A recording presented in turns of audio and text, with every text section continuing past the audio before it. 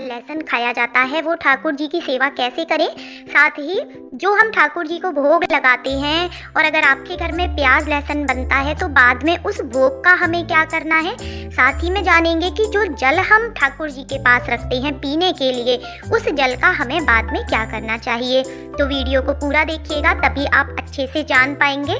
तो फ्रेंड्स, सबसे पहले तो देखिए, ठाकुर जी को जब हम स्नान कराते हैं तो स्नान किए हुए जल को देखिए, हमने आपको बताया था पिछली वीडियो में, क्योंकि ये प्रभु का चरणामृत बन गया है तो इसे हमें थोड़ा सा पीना चाहिए। बच्चों को पिलाएं आप और इस जल से अपने ऊपर छींटे दें। अपने घर में आप हर कोने में इसके छींटे दे सकते हैं, इससे भी आपके घर की नकारात्मक ऊर्जा दूर होगी। तो फ्रेंड्स, सबसे पहले तो मैं आपको बता दूं कि अगर आपके घर में भी प्याज लहसुन खाया जाता है ना, तो आप बिल्कुल भी घबराएं ना, ठीक है। क्योंकि देखिए, फैमिली मेंबर्स हैं, अगर किसी फैमिली में 4 लोग रहते हैं, 6 लोग रहते हैं, तो सब एक जैसे हों ये पॉसिबल हो ही नहीं सकता।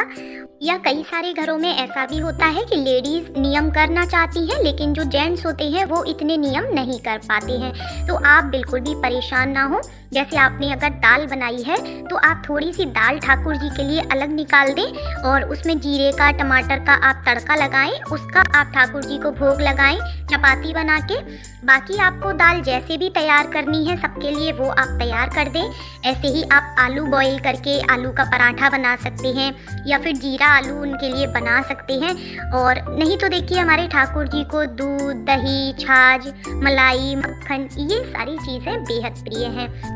और इसके अलावा ड्राई फ्रूट्स हो गए, फल हो गए, मेवा, मिठाई, जो भी आप भोग लगाना चाहते हैं उन चीज़ों का आप भोग लगाएं।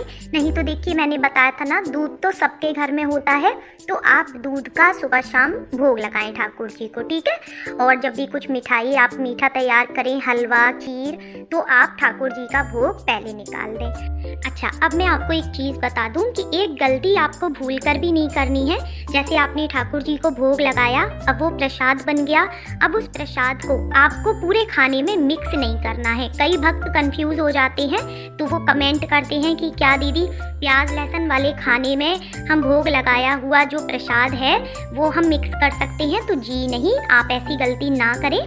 आप जो भोग लगाया है ना ठाकुर जी को, उसका आप एक एक टुकड़ा घर के सभी सदस्य को अगर हो सके तो खिलाएं, ठीक है। लेकिन आपको उसे प्याज लहसुन वाले खाने में मिक्स नहीं करना है, ठीक है। और ना ही आपको जो वो प्रसाद है उसे इधर उधर फेंकना भी नहीं है, आप उसे ग्रहण करें। अच्छा देखिए, कई सारे भक्त ये भी पूछते हैं कि दीदी, जो हमने भोग लगाया है उसको कितनी देर तक ठाकुर जी के पास रखना चाहिए? तो देखिए, ठाकुर जी दृष्टि भोग लगाते हैं, तो जो भी आपने ड्राई चीज़ें रखी हैं जैसे ड्राई फ्रूट्स हो गए, मिश्री हो गई, वो चाहें तो आप उनके पास रखे रहने दें। फल हो गए, बस ध्यान रखें कि वो कटे हुए फल हैं अगर, तो आप उन्हें जल्दी हटा लें। और साबुत फल अगर आपने रखे हैं तो वो आप उनके पास रखे रहने दे सकते हैं, ठीक है। और जो भी आपने खाने की चीज़ों का भोग लगाया है जैसे दाल, चावल, रोटी, सब्जी, तो आप 5-7 मिनट ठाकुर जी के सामने रखे रहने दें थाली। उसके बाद आप उसे तुरंत हटा लें वहाँ से, क्योंकि कई बार ऐसा होता है कि भक्त वहीं छोड़ देते हैं उसको रखा हुआ और वो दोपहर तक वो खाना वहीं पड़ा रहता है। तो ऐसा करने से भोग का अनादर होता है, ठीक है, जो कि आपको ये गलती नहीं करनी है।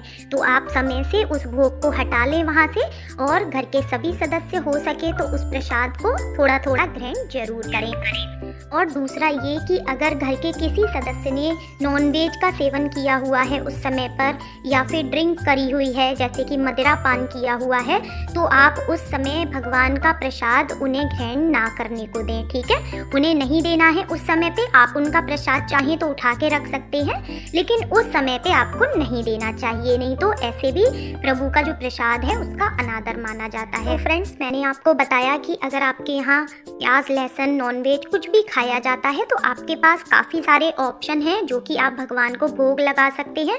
और जहाँ लड्डू गोपाल जी की सेवा होती है ना, वहाँ पर धीरे धीरे अपने आप उस घर में ना चेंजेस होने लगते हैं, सभी के अंदर एक बदलाव आने लगता है और आप देखेंगे कि सभी लोग धीरे धीरे इन चीज़ों का त्याग करते चले जाएंगे, क्योंकि हमारे ठाकुर जी हैं ही ऐसे।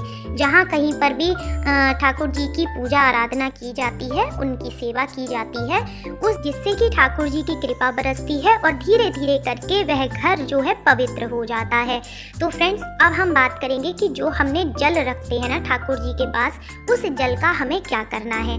तो देखिए, कई सारे भक्त क्या करते हैं कि उस जल को उठा के किसी गमले में डाल देते हैं या इधर उधर डाल देते हैं, जो कि ये गलती आपको नहीं करनी चाहिए।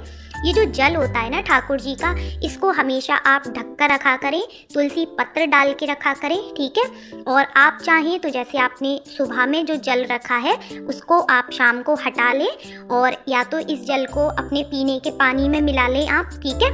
और अगर ऐसा नहीं कर सकते तो आप क्या करेंगे, इस जल से आप आटा लगा सकते हैं, ठीक है, रोटियां बनाने के लिए, जिससे कि क्या होगा ना, इस जल का जो प्रभाव है ना वो घर के सभी सदस्यों पर पड़ेगा और सभी का स्वास्थ्य अच्छा रहेगा, सभी की मानसिक स्थिति अच्छी रहेगी। तो क्या सही है क्या गलत है, इसका निर्णय वो आसानी से ले पाएंगे। साथ ही जिन लोगों को गुस्सा ज़्यादा आता है ना, आप ये जल उनको पिला के देखें कि अगर ऐसा करना पॉसिबल ना हो तो आप सब्जी बना सकते हैं इस जल से, ठीक है, या फिर आप आटा लगा लें, रोटियां बना के उस इंसान को खिलाएं आप देखेंगे धीरे धीरे उनके गुस्से में भी सुधार होने लगेगा। क्योंकि फ्रेंड्स, हमारे ठाकुर जी के भोग की ना बड़ी ही महिमा बताई गई है और एक से बड़े बड़े चमत्कार देखे गए हैं। तो आप उनके भोग को, उनके जल को वेस्ट ना करें इधर उधर, आप घर के सभी सदस्य उसका सेवन करें और चमत्कार अपने जीवन में आप स्वयं से देखेंगे। तो उम्मीद करती हूँ कि आज का वीडियो आपको